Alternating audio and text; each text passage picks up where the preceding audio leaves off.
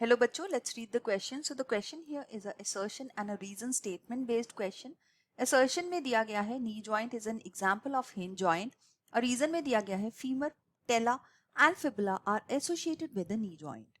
तो यहाँ पे हमारे पास जो की कॉन्सेप्ट है इस क्वेश्चन का वो है टाइप्स ऑफ जॉइंट्स.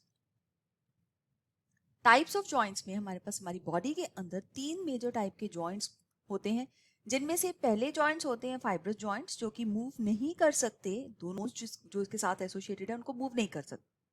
देन हमारे पास होते हैं कार्टिलेजिनस जॉइंट्स जिसमें स्लाइट मोबिलिटी होती है जिस तरह से वर्टिब्रल कॉलम के अंदर.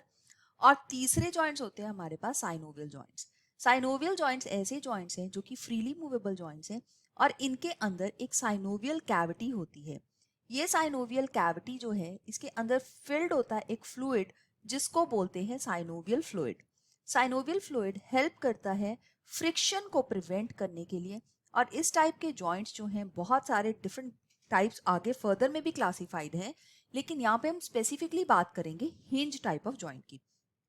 तो हिंज जॉइंट जो कि नी के अंदर होता है, एल्बो के अंदर भी यही टाइप का जॉइंट होता है और ये ऐसा जॉइंट है जो अलाउ करेगा movement primarily in one plane. तो एक ही प्लेन के अंदर ये मूवमेंट को अलाउ करता है.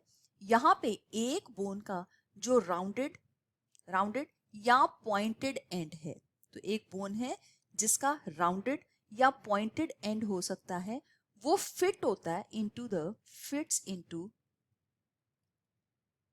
shallow depression of another bone. So दूसरे बोन के जो डिप्रेशन है उसके अंदर ये फिट होके इसको ये मूवमेंट कराता है. सो एल्बो के अंदर, नी के अंदर, एंकल के अंदर, इंटरफेलेंजल जॉइंट्स के अंदर इस तरह की मूवमेंट होती है. सो यहाँ पे हम देख सकते हैं ये जो स्टेटमेंट दी गई है ये बिल्कुल सही स्टेटमेंट है, ट्रू स्टेटमेंट है.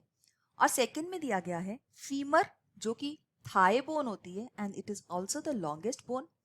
फिर टेला जो कि नी के अंदर कैप होती है जिसको हम नी कैप बोलते हैं वो. और फिबुला जो कि एक अनदर लॉन्ग बोन है lower part of the leg के अंदर. These are associated with the knee joint. No doubt ये भी बिल्कुल सही स्टेटमेंट है, लेकिन ये जो स्टेटमेंट है ये इस रीजन करेक्ट नहीं है जो असर्शन दिया गया है उसका, राइट. सो यहाँ पे this is also true, this is also true.